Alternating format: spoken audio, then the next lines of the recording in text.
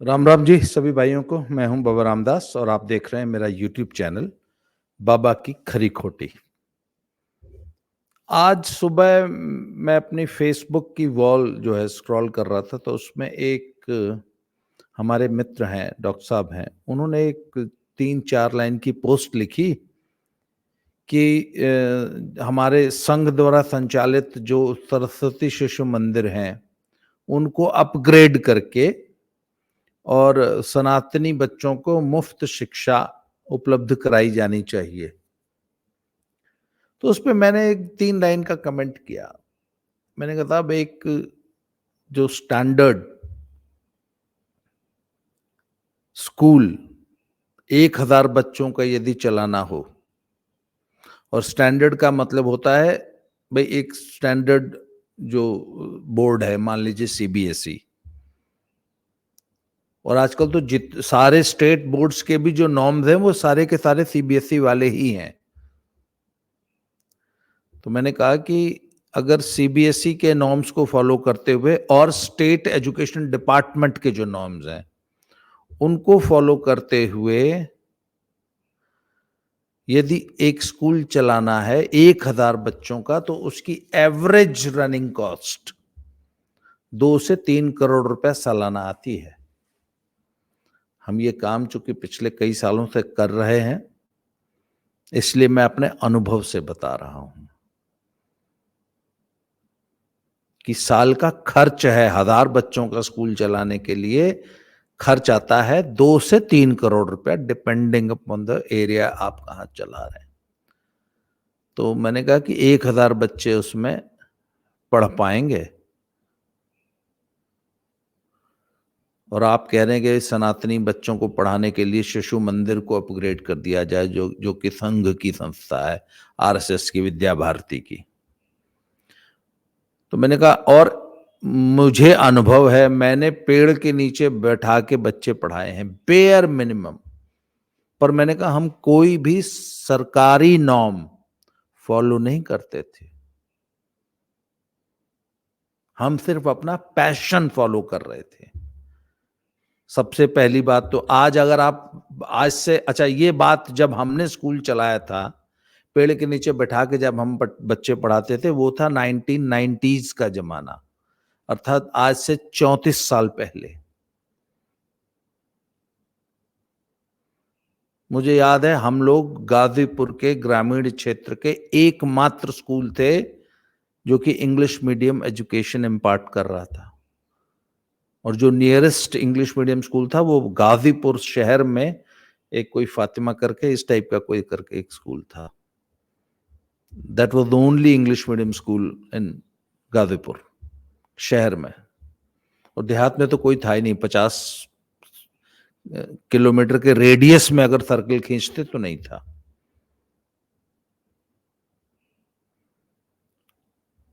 तो हमारे पास तो मेरे घर का कैंपस था, उस कैंपस में 10-12 पेड़ लगे हुए थे छायादार।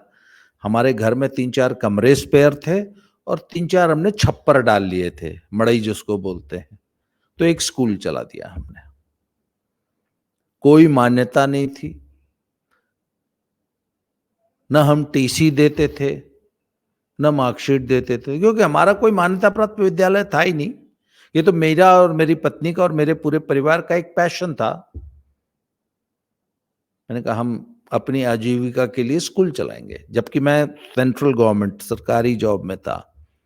मुझे याद है जब मैं दिल्ली छोड़ के, मैं और मेरी पत्नी और उनकी गोद में मेरा दुधमुहा बच्चा 3 महीने का था, जब हम गांव पहुंचे तो मेरे पिताजी आर्मी में थे, उन दिनों बहुत नाराज हुए थे, क्योंकि मैं सेंट्रल गवर्नमेंट में स्पोर्ट्स अथॉरिटी ऑफ इंडिया का रेसलिंग कोच था, जो कि आज भी लोगों की ड्रीम जॉब है। जो भी खिलाड़ी हैं उनका ड्रीम जॉब यही है कि साई के कोच बन जाए। तो हमारे एक ताऊ जी थे, उन्होंने एक बात कही थी कि अरे यार, दुनिया दिल्ली गांव छोड़ के दिल्ली जात है, और तुम दिल्ली छोड़ के गांव चले ला। और पूरे समाज ने और पूरे परिवार ने हमें जबरदस्त डिस्करेज किया था, हमको पागल बताया गया था।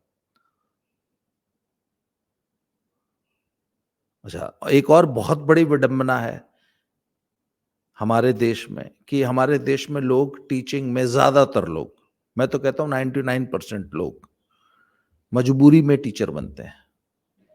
जबकि मेरे लिए टीचिंग वाज़ अ पैशन। मुझे आई लव्ड टीचिंग। वो दिन और आज का दिन मेरे को जो सबसे पसंदीदा काम है वो टीचिंग है।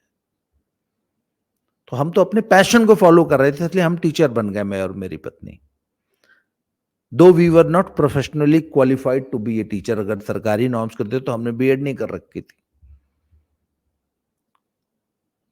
उसके बाद फिर एक बार हमने पता लगाया कि अगर आपको एक प्राइमरी स्कूल खोलना है ना 5वीं तक का, तो अगर उसके सरकारी नॉर्म्स है तब आपको मान्यता मिलेगी।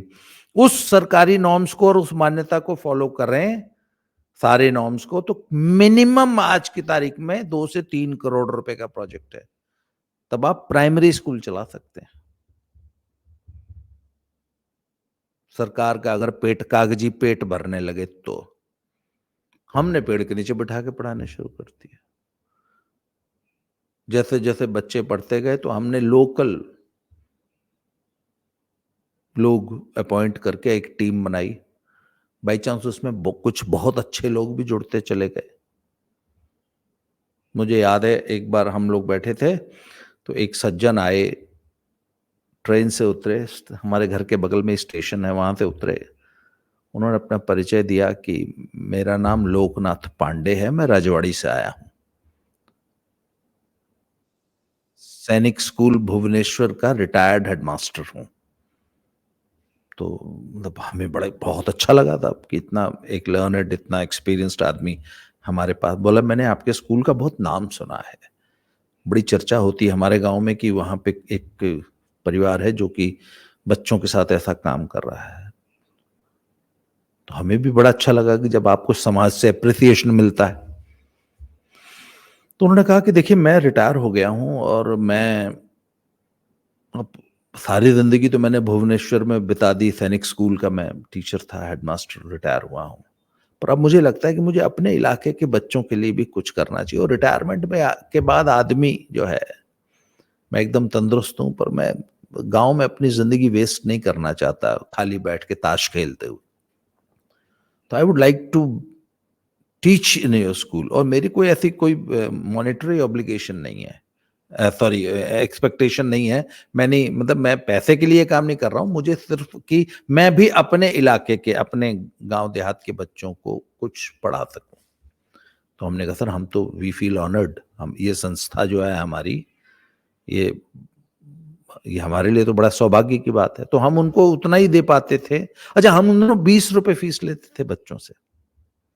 अब ये मुझे नहीं पता कि आज के पैसे को अगर हम उसको वो करेंगे तो वो कितनी फीस है, 20 रुपया कितने में होती है। 35 साल हो गए इस बात को। और तो हम उनको सिर्फ आने जाने का उनका जो किराया होता था, ये एक हम एक टोकन अमाउंट उनको देते थे। और उन्होंने हम हमारे स्कूल में 7-8 साल पढ़ाया।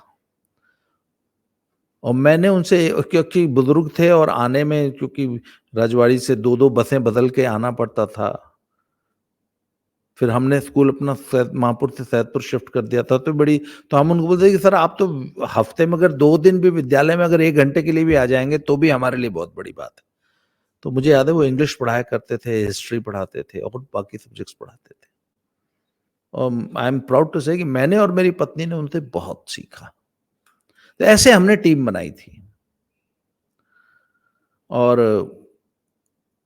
पेड़ के नीचे बच्चे बैठते थे।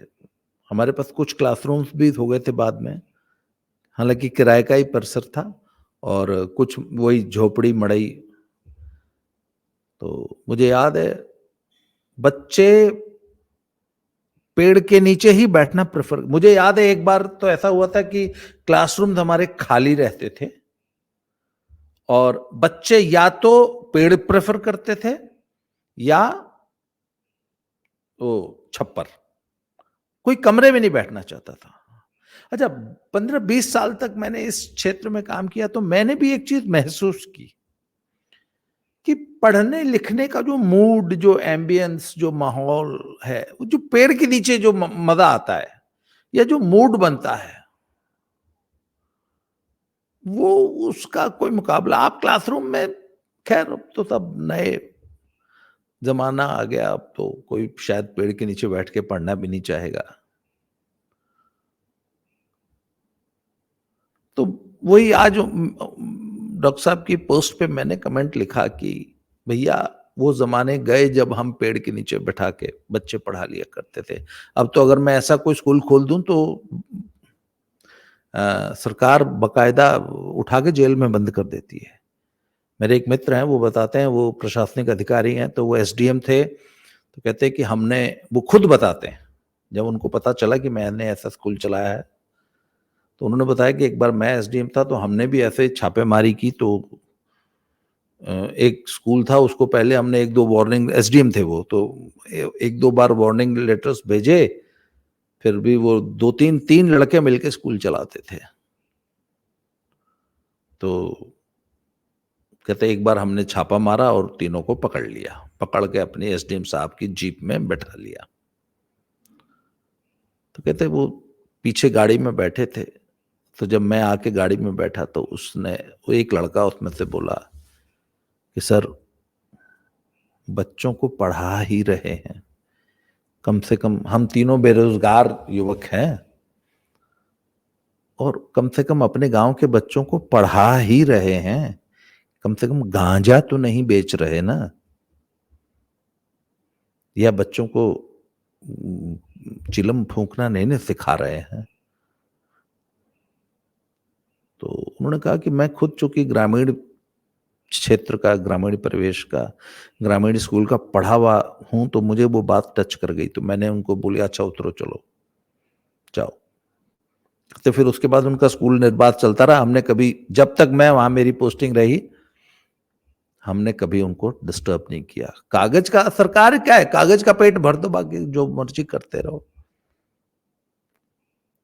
वो भी पुरानी बात होगी। कहते हैं आज के ज़माने में तो बाकायदा अखबारों में रोज़ छपता है कि गैर मान्यता प्राप्त स्कूलों पे गिरी गाज।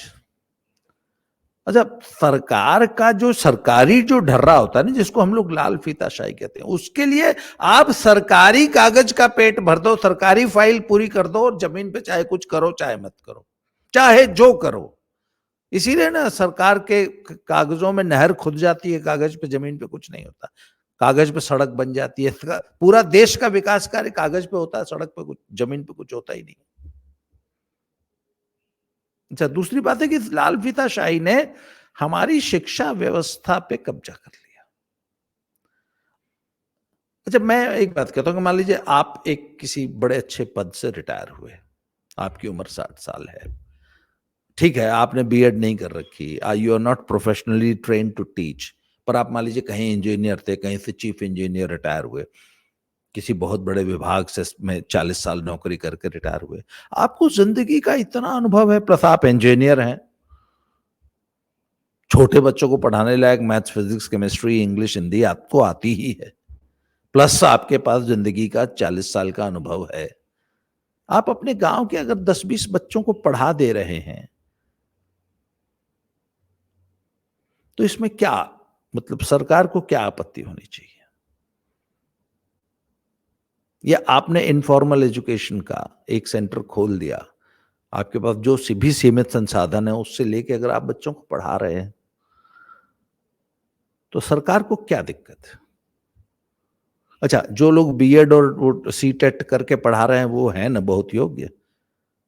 मैं तो इस काम में पिछले 40 साल से हूं, मैंने, मेरा ये अनुभव है कि ये जितने बीएड और सीटेट घूम रहे हैं ना, इनमें से ज्यादातर हमारे प्राइवेट स्कूल में तो इंटरव्यू देने की हिम्मत नहीं करते, क्योंकि कुछ आता ही नहीं इन्हें, पता नहीं कैसे सीटेट पास कर ले रहे हैं सब, कैसे एमए बीएड कर ले रहे हैं।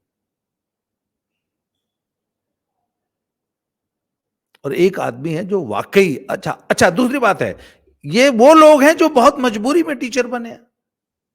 एक आदमी है जिसके लिए टीचिंग एक पैशन है, रिटायर होके आ गया, पर वो कुछ बच्चों को पढ़ाना चाहता है, पर सरकार आपको ये काम नहीं करने देती। नहीं, आप नहीं कर सकते। ये तो वो बात हो गई कि आप अगर कोई भूखा है, कोई भूखा गरीब आपको आपके घर पे आ गया दरवाजे पे, और आपने उसको हाथ में ही 2 रोटी पकड़ा दी, तो हो सकता है एक कोई सरकार आपको इसके लिए जेल में बंद कर दे। कहे तुमने नॉर्म्स फॉलो नहीं किए, बाकी बची हुई रोटी क्यों खिलाई? तुमने ये नॉर्म्स होते हैं खाना खिलाने के और किचन चलाने के और खाना सर्व करने के। तुमने दस्ताने क्यों नहीं पहने थे? तुम्हारे चेहरे सिर पे हैट क्यों नहीं था? वो बाल गिर गए होते खाने में तो क्या होता? इसे कहते हैं लाल फीताशाही। मेरे एक मित्र हैं लखनऊ में, उनके ना 2-3 वो मैरिज हॉल्स जो होते हैं, बैंक्वेट हॉल्स, वो चलते हैं। तो मुझे हमेशा से ना एक क्यूरियोसिटी रहती थी, मैंने कहा यार ये बैंक्वेट हॉल्स में जब हम जाते हैं, और जो हाई एंड बैंक्वेट हॉल्स होते हैं, उसमें बहुत ज्यादा खाना वेस्ट होता होगा। तो हालांकि खैर वो भी एक मेरा एक गलतफहमी थी जो कि दूर हो गई। आजकल का केटरर एक दाना भी वेस्ट नहीं करता।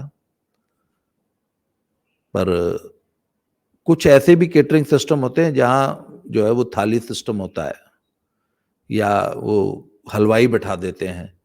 तो हलवाई जो है वो अगर 1,000 लोगों का खाना बनाना है तो वो बनाता है 1,500 का। तो अंत में जो है एक आध पतीला, बड़का पतीला सब्जी दाल या वह बच जाता है। तो हमारे मित्र हैं, उनके साल की 200-250 बुकिंग्स होती हैं। तो मैंने उनसे पूछा कि आप अपना बचा हुआ खाना क्या करते हैं? तो कहते हैं हम कूड़े में फेंक देते हैं। तो मैंने कहा यार कूड़े में खाना फेंक देते हो? कहता हाँ हमारी मजबूरी। मैंने कहा इतने गरीब लोग हैं, इतने बेचारे रात को भूखे सोते हैं इस देश में, और आप लोग खाना फेंक देते हैं? कहते हैं हाँ, एक बार हम भी आपकी तरह सोचते थे, इमोशनल फूल बन के हमने भी सोचा कि क्यों ना गरीबों को खिला दिया जाए। तो उसमें से कुछ लोग बीमार पड़ गए थे और हम जेल जाते जाते बचे, और जिला प्रशासन ने हमसे करीब 10 लाख रुपया वसूल लिया था, तब जाके हमारी जान बची थी, नहीं तो हम जेल चले गए होते। तो हमने कहा कि बाज आए ऐसी मोहब्बत से, ये रखो पानदान। हमने हमने बोला साले को कूड़ेदान में फेंक दो, गाय भैंस सुअर खा ले, वो मंजूर है, सड़ जाए नाली में, वो मंजूर है, किसी गरीब को मत खिलाओ। क्यों? अरे भैया कल को कोई तो मैंने कहा ऐसे कैसे फूड पॉइजनिंग हो जाती है यार? उसने बोला देखो, खाना खत्म होता है बारात में रात को 11-11:30 बजे।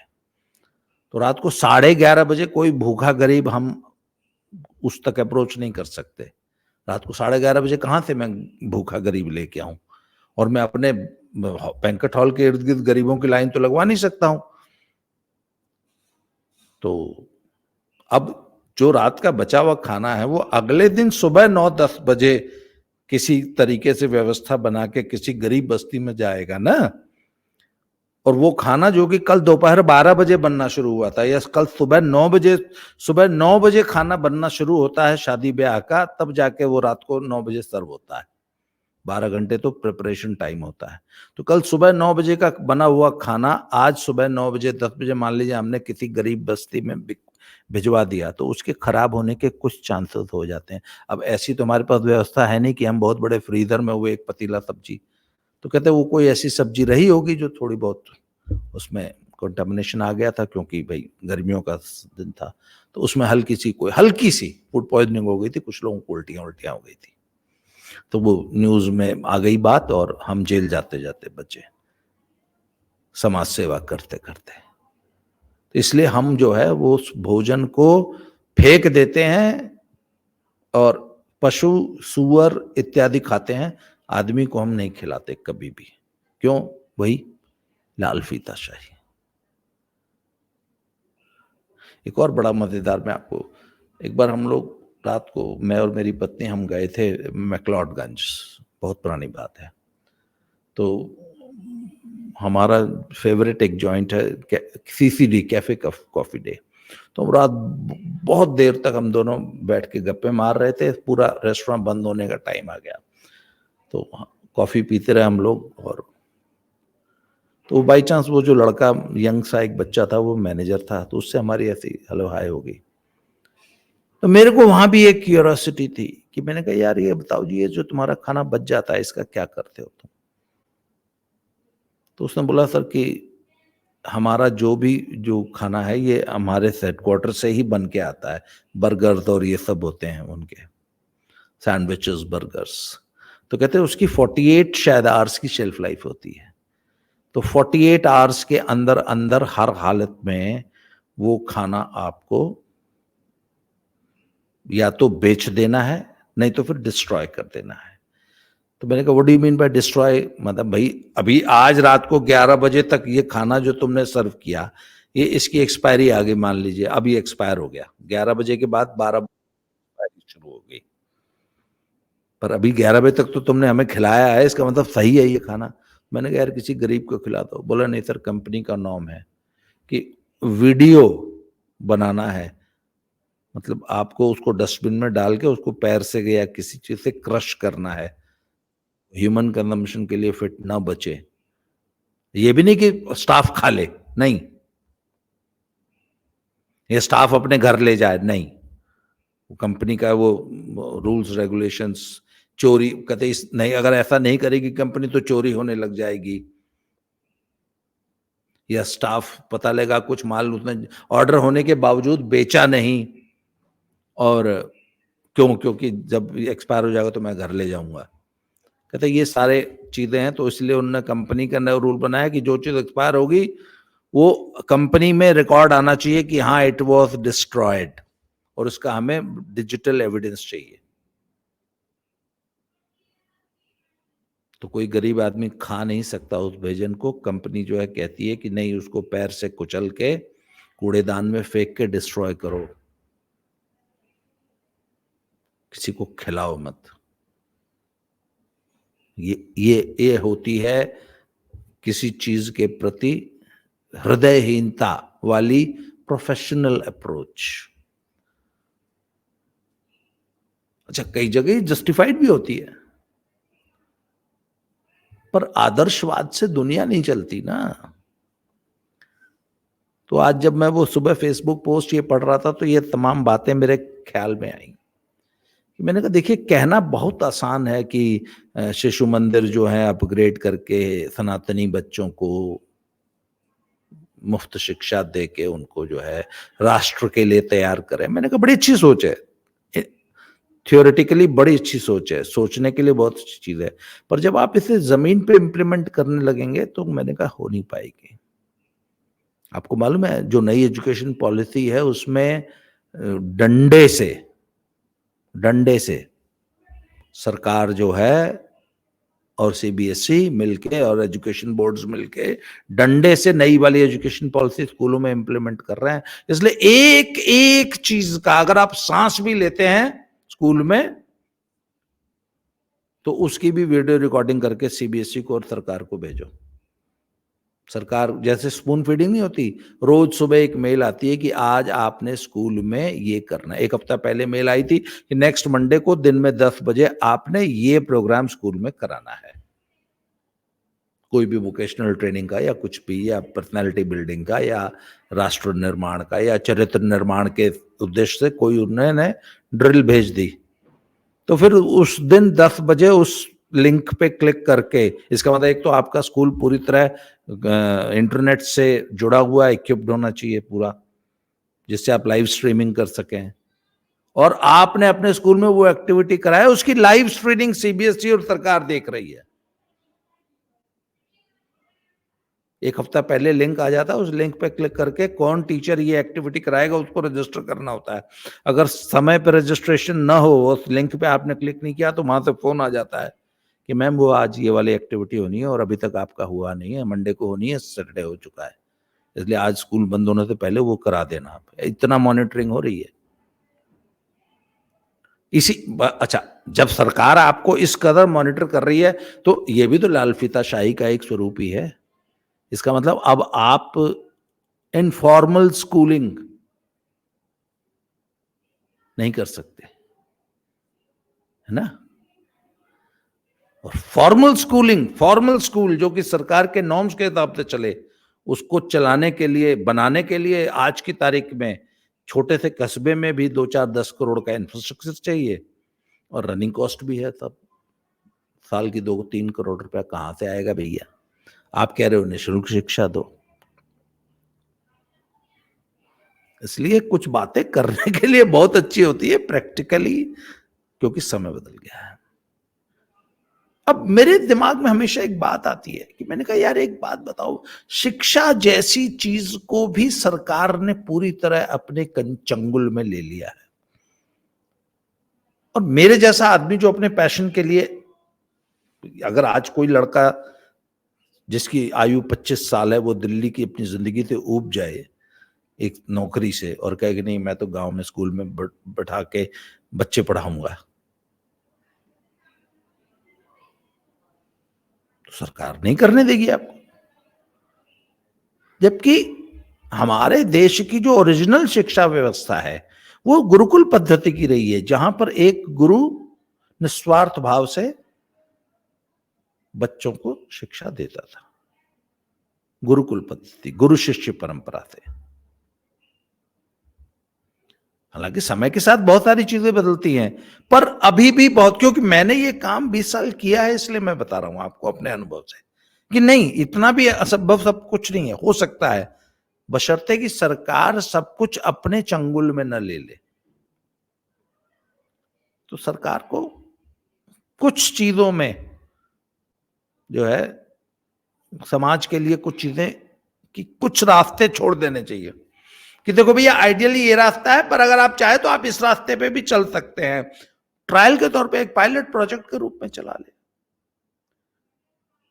सरकार एक योजना बना दे कि ठीक है भैया हम इस देश में 1 लाख लोगों को, वॉलंटियर्स को इनवाइट करते हैं कि अगर आप अपने, आपके पास पैशन है और अगर आपके पास कोई ऐसा प्रोजेक्ट है और संसाधन है और आपके पास है गांव में कोई बगीचा जिसके नीचे आप वाकई पेड़ के नीचे बैठा के अभी भी गुरुकुल पद्धति से एक शिक्षण संस्थान चला सकते हैं, या कोई भी ट्रेनिंग इंस्टीट्यूट चला सकते हैं, कोई स्किल डेवलपमेंट का, कोई वोकेशनल ट्रेनिंग का, या कोई पर्सनालिटी डेवलपमेंट का, तो आप हमें अपना प्रोजेक्ट बना के दीजिए, हम उसको सैंक्शन करते हैं और यू विल बी अलाउड, और 3 साल का एक पायलट प्रोजेक्ट होगा।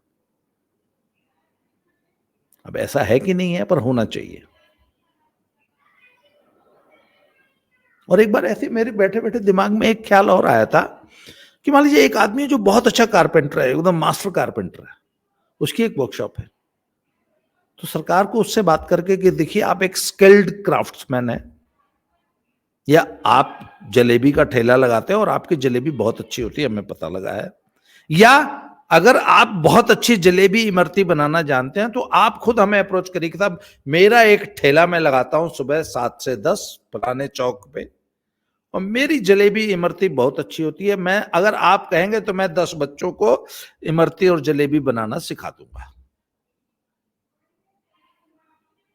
तो आप वॉलंटियर कीजिए और हो सकता है सरकार आपको 10 बच्चे भेज दे, है बेटा फलाने चचा के पास जाओ, वो बहुत बढ़िया जलेबी बनाते हैं, उनसे जलेबी और इमरती बनाना सीख लो। मतलब 140 करोड़ लोगों के देश में आप सबको डॉक्टर, इंजीनियर और कलेक्टर, आईपीएस नहीं बना सकते हैं, कुछ लोग तो जलेबी इमरती बनाने वाले भी चाहिए ना।